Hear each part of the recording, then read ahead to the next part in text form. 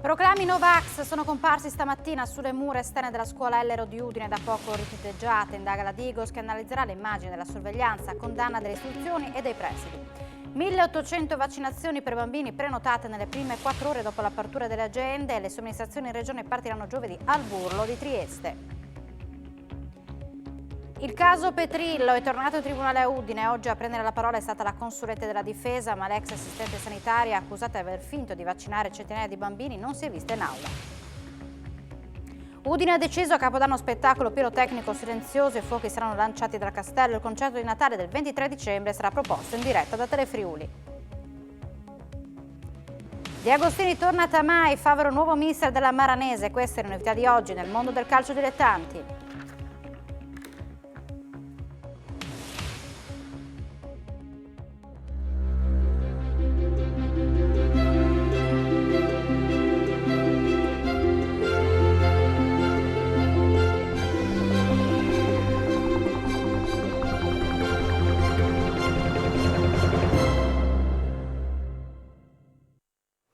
Buonasera, ben ritrovati a un nuovo appuntamento con l'informazione di Telefriuli. Proclami Novax sugli edifici pubblici, trascritte con lo spray e manifesti incollati. Antivaccinisti in azione a Udine. Questa mattina, nel giorno in cui partivano le prenotazioni per l'inoculazione ai bambini tra i 5 e gli 11 anni, è toccato alla scuola Ellero, dove sono arrivati agenti della questura di Udine e della polizia locale.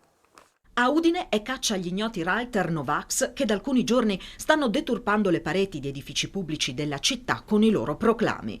Dopo i manifesti apparsi ieri al Palamostre, questa mattina l'amara sorpresa è toccata al dirigente e al personale della scuola secondaria di primo grado Ellero in via Divisione Iulia.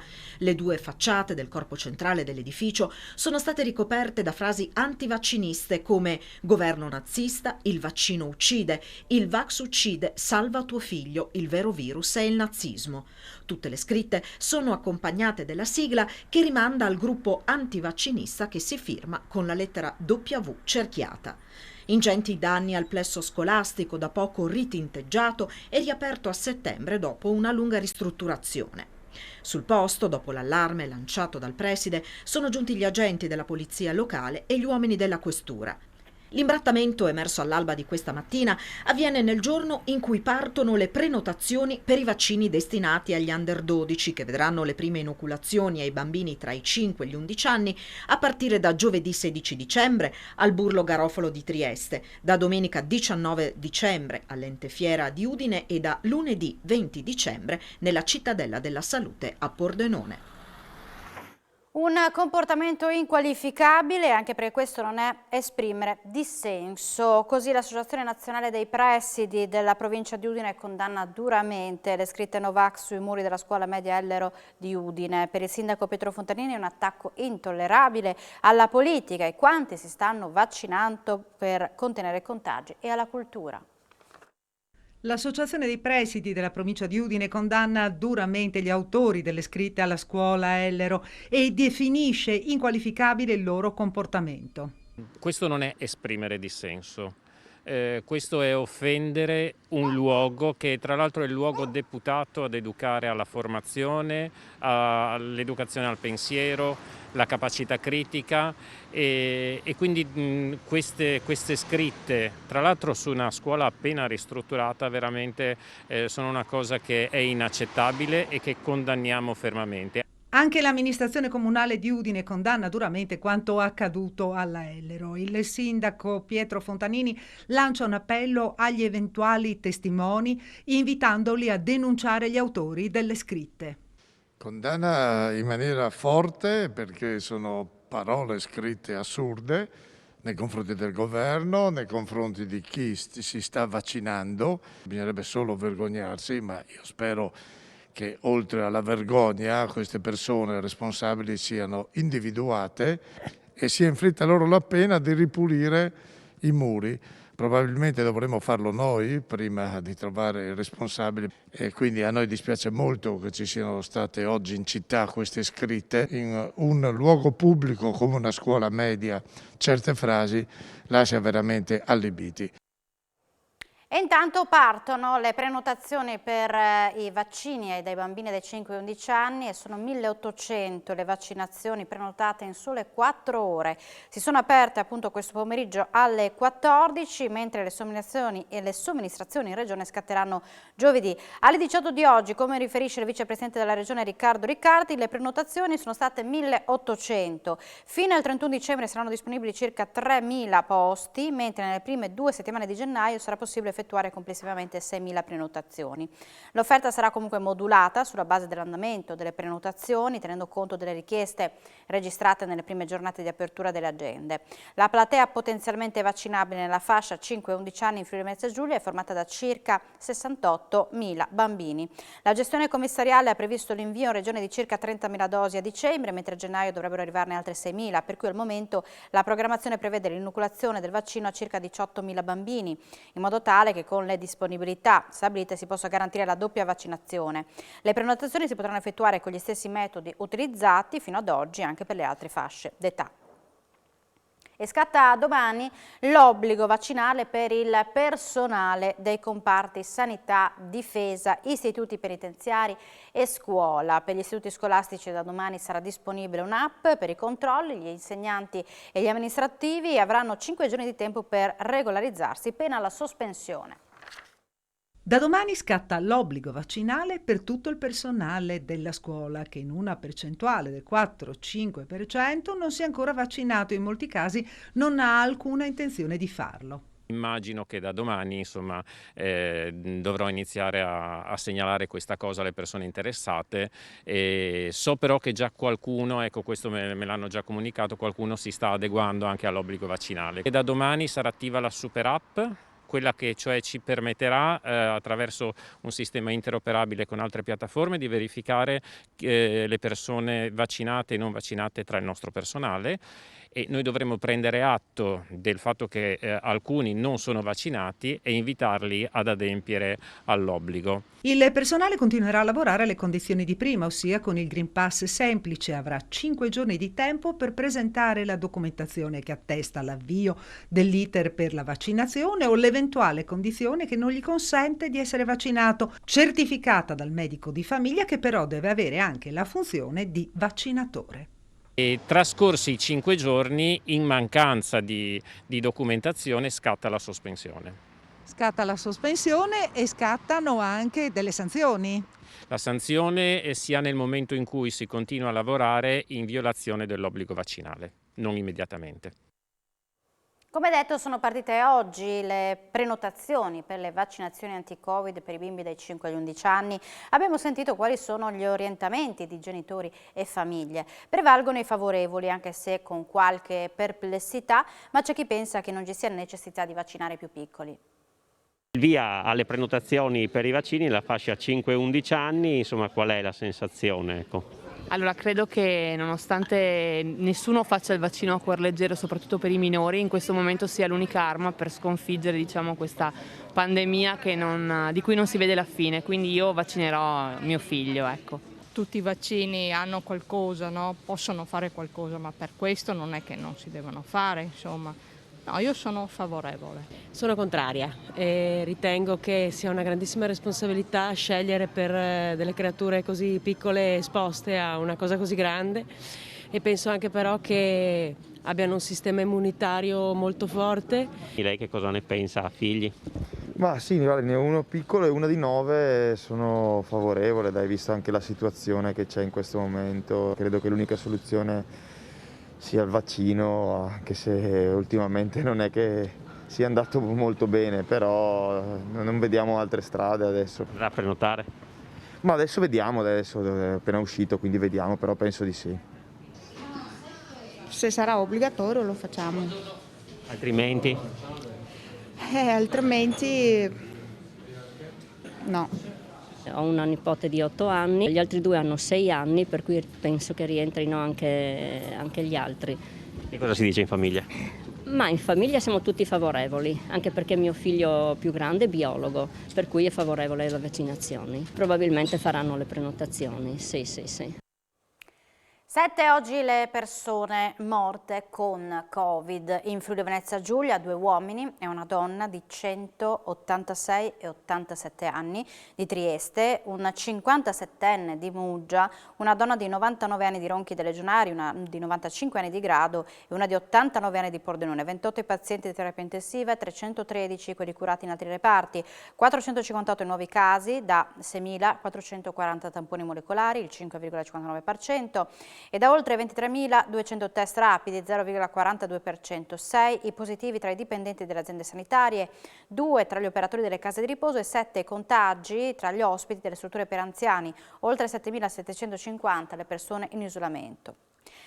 Anche la prossima settimana sarà zona gialla in Friuli Venezia Giulia, si è ormai assestata l'onda dei contagi e il Presidente guarda con ottimismo alla campagna vaccinale, monitorata invece costantemente la situazione Omicron. È un quadro stabile quello della pandemia in Friuli Venezia Giulia, dove, dopo il picco di contagi, la situazione si è stabilizzata ed è confermato il colore giallo anche per la prossima settimana. Questa pandemia, questo virus ci ha abituato a brutte sorprese, però ci auguriamo insomma che vengano confermate le nostre previsioni, di continuare con la dovuta cautela, ma potendo far tutto. Il movimento No Green Pass si sta sempre più affievolendo e crescono le vaccinazioni. Sta andando bene, devo dire anche la partecipazione è buona, come sapete abbiamo superato anche gli obiettivi fissatici della struttura commissariale nazionale come somministrazione, quindi una buona adesione, devo dire un'ottima organizzazione, di questo devo ringraziare tutto il personale sanitario che si sta spendendo fuori da ogni limite per cercare di soddisfare il più possibile le esigenze di copertura vaccinale dei nostri cittadini. Sulla variante Omicron al momento non risultano casi in Friuli Venezia Giulia, sarà però molto probabile che ne vengano rilevati. Dobbiamo capire come si comporta la variante Omicron, sicuramente almeno dai primi dati sembra più contagiosa, dobbiamo vedere se comporta effettivamente una malattia più o meno grave e parlare con troppo anticipo rispetto alle evidenze scientifiche mi sembrerebbe sbagliato, quindi penso sia utile utilizzare cautela, continuare ovviamente il monitoraggio, il tracciamento e anche tutti i sequenziamenti che facciamo sia in regione che a livello nazionale. 77 cittadini su 100 della regione hanno fiducia nel presidente Fedriga. Il giudizio è positivo soprattutto tra gli udinesi e tra i giovani. Ma ad apprezzare il governatore è anche il 71% degli elettori di centrosinistra, è quanto si evince da un'indagine di Ipsos. Tra le politiche meno apprezzate della giunta, traino leghista, ci sono quelle legate all'immigrazione. Donna, udinese, giovane, appartenente al ceto medio e di centrodestra. È questo il profilo di chi in regione ha maggiormente fiducia nel presidente Massimiliano Fedriga. Giudizio positivo viene però espresso anche dal 71% degli elettori di centrosinistra. È quanto emerge dall'indagine effettuata da Ipsos, che nel mese di dicembre ha intervistato 1.000 cittadini maggiorenni residenti in Friuli Venezia Giulia. Chiamati a giudicare l'operato del governatore, 77 cittadini su 100 hanno dichiarato di avere molta o abbastanza fiducia in lui, 21 su 100 poca o nessuna, una valutazione pressoché invariata rispetto a quella dello scorso luglio. Hanno fiducia in Fedriga 81 udinesi su 100, il 76% dei triestini, il 75% dei pordenonesi e il 71% dei goriziani. Per quanto riguarda le fasce d'età, giudizio positivo viene espresso da 85 ragazzi su 100 della fascia 18-24 anni e dall'80% dei cittadini tra i 45 e i 54. Seguono gli ultra 65enni.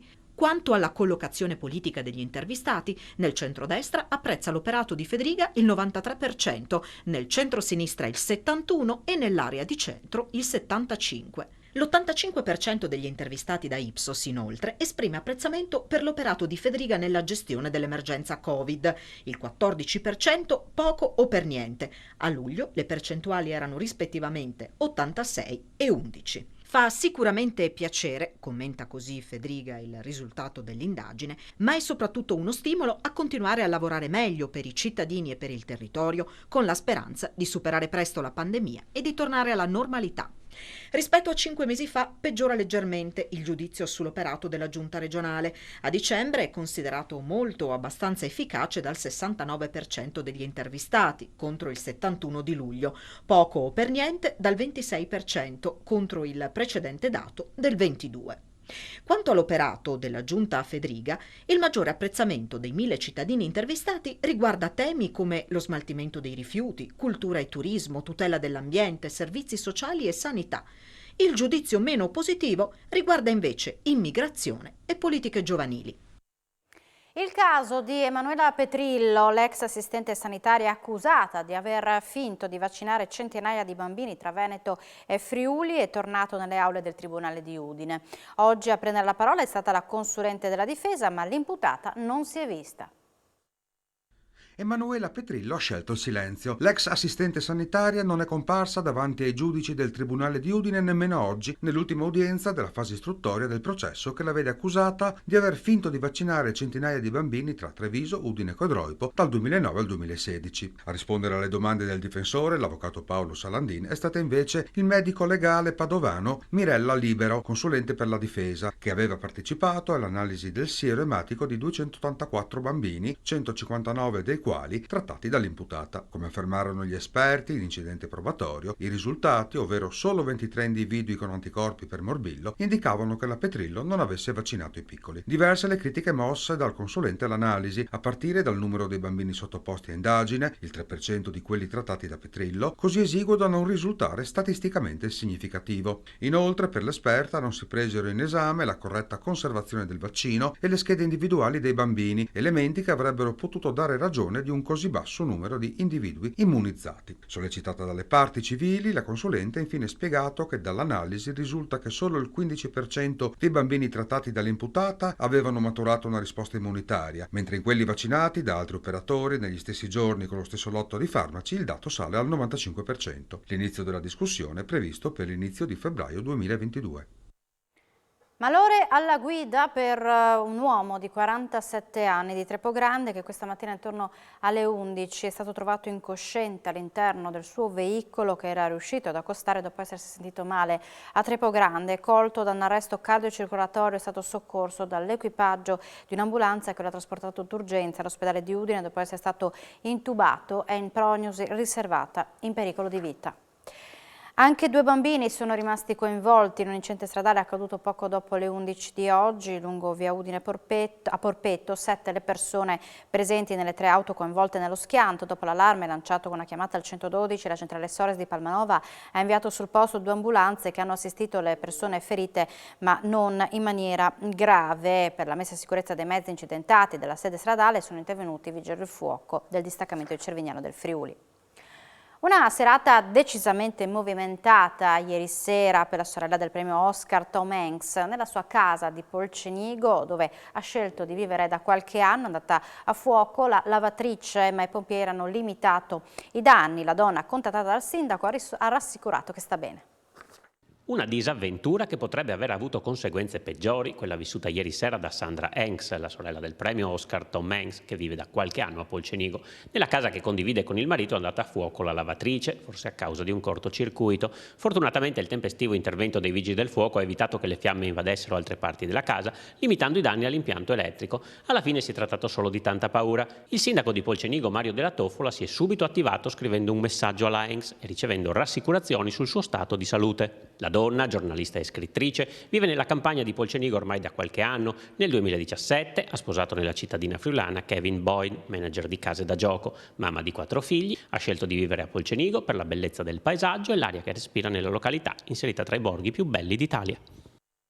Questa mattina si è tenuto un incontro chiarificatore tra Felipe, il cliente che su Instagram aveva espresso il suo disagio per alcune frasi omofobe subite, e Gino Palumbo, il titolare della Campana d'Oro, ristorante all'interno del quale giovedì scorso era venuto l'incontro, poi finito sotto riflettore dei media.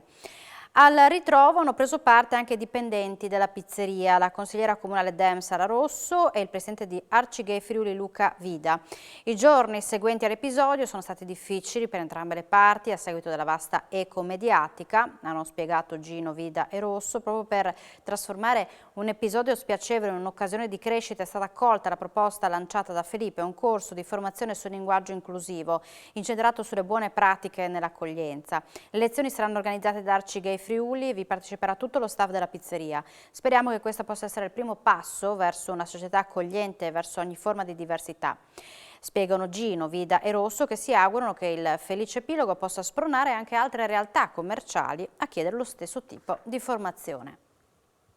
Il bilancio di previsione del Comune di Udine chiude in pareggio 248 milioni di euro, mantenendo invariati i tributi senza pesare ulteriormente sulle tasche dei cittadini.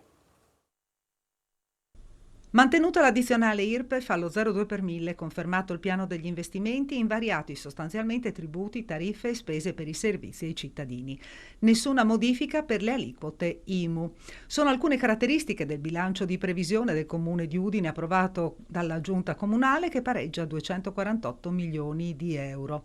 Ora il bilancio di previsione dovrà essere vagliato dal Consiglio Comunale il 20 dicembre. Questi numeri e gli investimenti che sono confermati in 57 milioni e mezzo, c'è una spesa, quindi una previsione di spesa in investimento notevole, tutti senza modificare la pressione tributaria, quindi non ci sono modifiche di aliquote, non c'è l'aumento dell'addizionale, quindi senza toccare le tasche dei cittadini udinesi, quindi cercando di utilizzare al meglio, è da mesi che si lavora per la formazione di questo bilancio, in maniera certosina, no, tutte le economie, i risparmi, i contributi, i trasferimenti e naturalmente le risorse che arrivano copiose dai cittadini udinesi, perché abbiamo entrate correnti di natura tributaria, contributiva per oltre 43 milioni di euro. Riunione di giunta oggi per alcuni interventi alla manovra finanziaria che è iniziato questa mattina il suo percorso in Consiglio regionale. Sono in arrivo ulteriori risorse per le imprese e per il personale sanitario.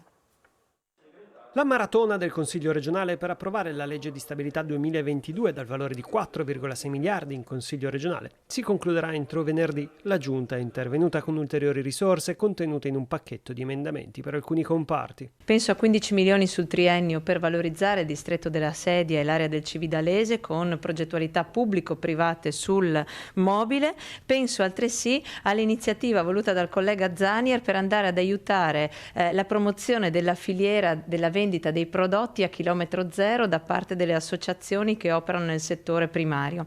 E poi abbiamo deliberato oltre 25 milioni di euro nel triennio per la sicurezza dei nostri ragazzi, finanziando gli EDR per gli interventi che andranno ad adottare. A questo si aggiunge una dotazione di 2 milioni di euro per il DDL Green che varerà la Giunta, che è oggetto di azione da parte del collega Scoccimarro, e 7 milioni di euro finalizzati al piano di protezione civile che il vicepresidente Riccardi predisporrà nel 2022. Aggiungiamo altresì 3 milioni di euro per gli incentivi al personale sanitario legati all'emergenza Covid e a tutte le necessità relative alla vaccinazione. Dura la replica al Partito Democratico, che aveva accusato la Giunta di non avere visione. La critica più banale che possa aver ascoltato in questi anni viene riproposta dall'inizio, da quando il presidente Fedriga ha preso le redini della regione. Credo che la visione sia invece evidente, con tutti gli investimenti che abbiamo deliberato, con tutta l'attenzione che abbiamo garantito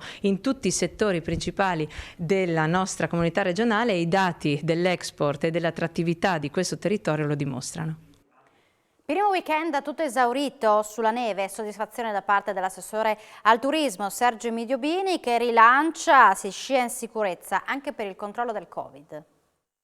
Dopo 2 anni di stop causa Covid, il primo weekend di neve ha visto un'affluenza massiccia di sciatori nei poli del Friuli Venezia Giulia, numeri che fanno ben sperare. Dopo 2 anni la montagna torna prepotentemente alla ribalta, insomma ci ha aiutato anche il tempo, ha nevicato parecchio, abbiamo come promoturismo preparato le piste in maniera importante sparando neve artificiale in una prima fase, insomma abbiamo avuto delle risposte molto importanti un po' in tutti i poli. A Sappada ha aperto anche un punto tamponi, non tanto per gli impianti in quanto tutti aperti, ma per i turisti e i cittadini del posto. Abbiamo voluto rafforzare la nostra offerta non solo da un punto di vista diciamo strutturale, delle strutture, degli impianti, ma anche da un punto di vista della sicurezza per chi va a sciare. Adesso siamo ancora nel mezzo di questa maledetta pandemia, quindi insomma anche Sappada ha questo centro tamponi che è stato richiesto e ricercato dai fruitori del polo. Bocciata invece la proposta proposta delle opposizioni di allargare il bonus tu resta in FVG anche al resto dei cittadini italiani. Questo è uno strumento che noi abbiamo voluto mettere in atto per i cittadini del Friuli Venezia Giulia, quindi manterremo la cosa. Abbiamo visto che dopo un avvio stentato lo strumento è via via sempre più conosciuto dai nostri corregionali, viene utilizzato, abbiamo proposto anche per il 2022 un rimpinguamento delle poste a bilancio, quindi insomma si continua così come si è iniziato. Ed ora torniamo a Udine. Tra le diverse iniziative previste per le festività natalizie spicca il concerto al Teatro Nuovo Giovanni da Udine, in programma il 23 dicembre alle 17 e sarà proposto in diretta da Telefriuli. Sul palcoscenico ci saranno 12 pianoforti per l'esecuzione di brani che spaziano dalla musica classica a quella moderna. Il Comune di Udine ha organizzato una serie di eventi per le festività natalizie, a partire dal concerto in programma al Teatro Nuovo Giovanni da Udine il 23 dicembre alle 17:30. L'ingresso è gratuito, ma è indispensabile la prenotazione. Si vedranno 12 pianoforti diretti dal maestro Ferdinando Mussutto, una proposta sicuramente originale perché nelle composizioni classiche delle orchestre 12 pianoforti non sono previsti, e sarà una cosa davvero originale e coinvolgente perché ci sarà musica di autori classici, Bach, Mussorgsky e qualche altro dell'Ottocento e del Novecento, ma anche John Lennon, in Metallica, ecco, per dire, è un programma abbastanza che a me incuriosisce non poco. Per il Capodanno si sta predisponendo tutto il necessario per garantire uno spettacolo pirotecnico silenzioso. I fuochi saranno lanciati direttamente dal castello. È uno spettacolo che contribuirà ad animare la città, a creare un clima comunque più gioioso, però nel contempo anche molto con grande osservanza di quelle che sono le norme, quindi per evitare assembramenti e con grande attenzione, quindi tant'è vero che verrà sottoposto anche ad un comitato di ordine pubblico tutte le prescrizioni necessarie. Doppio appuntamento su Lussari, inizio gennaio con la fiaccolata e con il campionato europeo di sci maschile. In regione arriveranno 109 atleti da 19 paesi differenti. Un serpentone di 250 sciatori, il più lungo delle Alpi, colorerà il 1 gennaio la pista del Lussari con la fiaccolata storica giunta alla sua 49esima edizione. L'Unione Sportiva Camporosso ripresenta uno degli appuntamenti della stagione invernale più amato, che avvicinerà anche un altro evento agonistico, la tappa di Coppa Europa 2022. Tutti eventi di avvicinamento a EIOF in calendario il prossimo anno. Ci scaldiamo i muscoli per arrivare al 2023 in perfetta forma, e anche le nostre montagne, perché sono debitamente coperte di neve e hanno dato un avvio di stagione fantastico, perché ritorniamo a riappropriarci della nostra vita grazie ai vaccini e grazie al Green Pass. Dall'11 al 14 gennaio 109 atleti di 9 nazioni e una novantina di persone di staff saranno a Camporosso. Il prossimo obiettivo, ha confermato il presidente Damiano Matiz, sarà la Coppa del Mondo. Quest'anno per la Food for Ski ci sarà la cucina di Gloria Clama, ex finalista di Masterchef e chef al ristorante Indignò a Raveo. Tra poco spazio alle notizie sportive, con in primo piano il calcio dilettanti e le novità in casa Tamai e Maranese, che hanno optato per il cambio di guida tecnica. Se ne parlerà con anche le ultime sulla sfida di Coppa Italia per l'Udinese contro il Crotone, ma ha spazio anche al volley femminile e pugilato. Grazie per l'attenzione e buona serata su Telefriuli.